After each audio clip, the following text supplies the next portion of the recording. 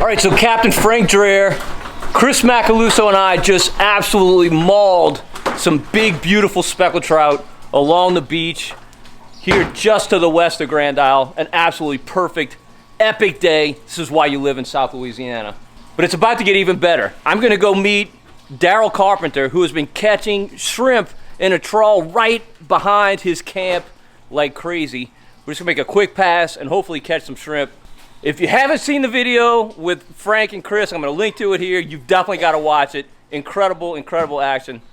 It doesn't get any better than this. All right, so Daryl lives here, right here on the backside of Grand Isle, and he actually lays his net out to keep it dry under his camp, and then when it's ready to go, he just kind of ties it off to his boat and pulls it into the boat the way it's gonna be out behind his boat.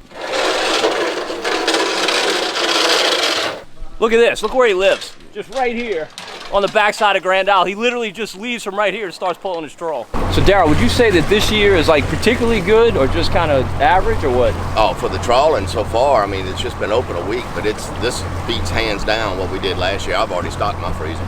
Really? Okay. As far as size and numbers, both? Or? Both. Mainly numbers. We haven't had a whole lot of the real big ones, but mainly numbers. I mean, they're just so plentiful. All right, are you seeing whites and browns? Whites and browns, both of them mixed together.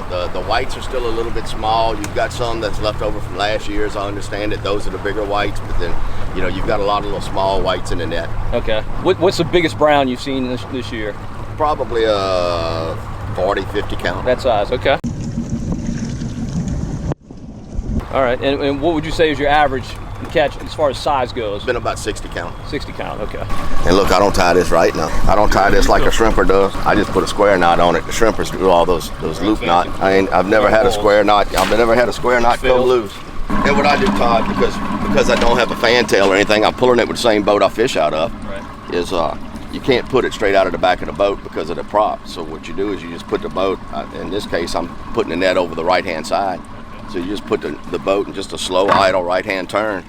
And it keeps when I used to bull ride in my high school days, they would call that the well. It keeps the net inside the well and away from your prop. Right. So you said you brought the big net. What is the big net? How big? Well, when I'm pulling by myself, I'll pull I've got a recreational license, so when I'm pulling by myself, I'll pull a 12-foot net. Okay. This is the 16-foot net.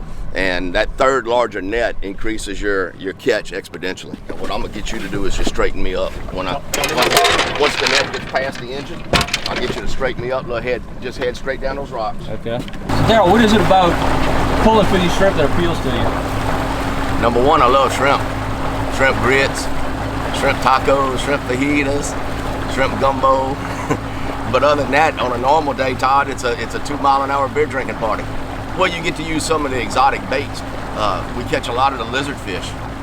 And I don't know if folks know it, if they really pay attention real closely to it, but when you get into trophy trout season, you throw a little 6-8 inch long lizard fish out there and a gator trout will swallow that in a heartbeat. So Daryl, what's going on right now with the trawl? Obviously you got your boards which are being pushed by the water out, right? Correct. The boards act as rudders and they open the net up. The bottom of your net is called the lead line. It's got the weight on it, so it's rubbing the bottom along with the tickle chain. And the top of the net, which is your float line, has got floats on it to hold it open. So the boards are pulling it out. The chain line is holding it down. The cork line's holding it open. So it's just like a big whale's mouth coming through the water. Are the shrimp right now on the bottom? Is that tickle chain kind of kicking them up? Yeah, I mean, right now, especially when you're going during the daylight, you're kind of beating your head against the wall without a tickle chain because the shrimp like to stay on the bottom during the daylight. So you got to have something to stir them up and kick them up. So Daryl, we're about to pick up the net. What's the protocol here? Well, some people do it different ways. Some people like to do it what they consider the easy way. They stop upwind of the net and let the wind blow them back to the net. The only problem I find with that is you got to work fast. If there's any hiccups whatsoever, then you end up getting blown over the net. And since, like I said, I'm using a dual-purpose boat that doesn't have fantails and stuff, I'm going to go ahead and make a quick circle and put us on the downwind side of the net so that the wind's always blowing the boat away from the net, and then we'll just pull the boat to the net, and then we'll pull it in, and we'll catch that here in just a few minutes as soon as I get this boat turned the right way. All right, yeah, just grab that one and pull it up front. I'll bump the throttle. When you get up there, I'll bump the throttle one more time to turn the boat. Good. Turn up.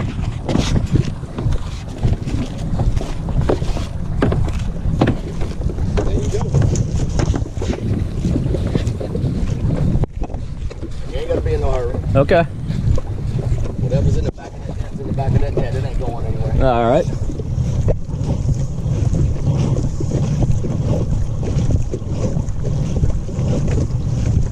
Might have a little mud on the board just so it wouldn't hurt the boat once or twice. Okay.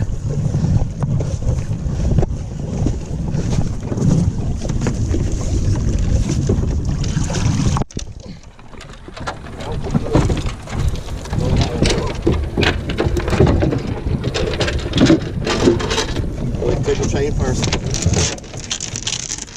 Oh, just the chain. Okay, I got you. All right, now this one just kind of bouncing as it goes. Some of the mud off of it. Oh, damn, look at that. There's shrimp.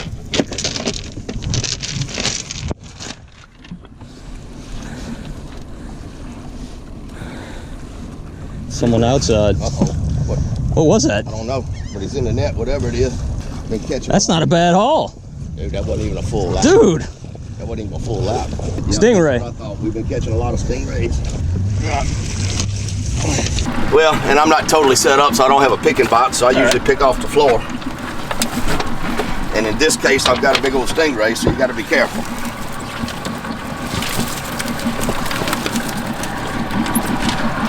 We went shrimping. Dude, that's a nice haul. That was one lap, dude. I'm stunned. All right, hopefully you can see on camera the quality of these shrimp. It's really incredible. We made, Daryl, how long was that drag? 10-minute, 15-minute drag. Maybe 10, 15-minute drag. We caught a buttload of beautiful shrimp. Browns and whites mixed. We're on our second drag now, and hopefully we'll do just as well. I don't know if we could. We're gonna fill the net this time. There we go, we're gonna fill the net. I like the optimism. All right, so Daryl has very graciously offered me whatever the contents are of this drag right here. So I'm hoping it's a lot. If it's anything like the last drag, I'm gonna be very excited. But the cool thing is, you know, Daryl's a licensed charter captain, and he actually does trawl trips. People hire him to come out here and pull his trawl, and they take home the catch, or at least a portion of it. And he's got people hire him to do it. And I gotta tell you what, it's a lot of fun.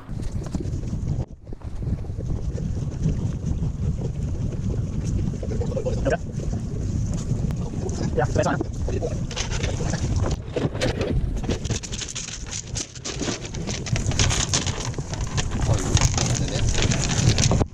Popping everywhere already. Try to shake them down. Oh yeah, big ball. Nice. Look at that. I need some help getting this one. Sweet. I might need some help getting this one over the I side. think you will. Tell me what you need me to do. All right, we going or we're gonna go on 3? Let's go on 3. All right, let's just go. We're good. All right, we're going to the house full of ice shit. All right, look at that. Look at that ball of shrimp. Nice and clean. All right, Daryl said the shrimp are literally getting bigger every day, and you can tell it in this drag. I mean, look at these shrimp. You know, recreational trawling used to be huge in South Louisiana. In fact, Daryl was just talking about how just a couple of decades, damn it.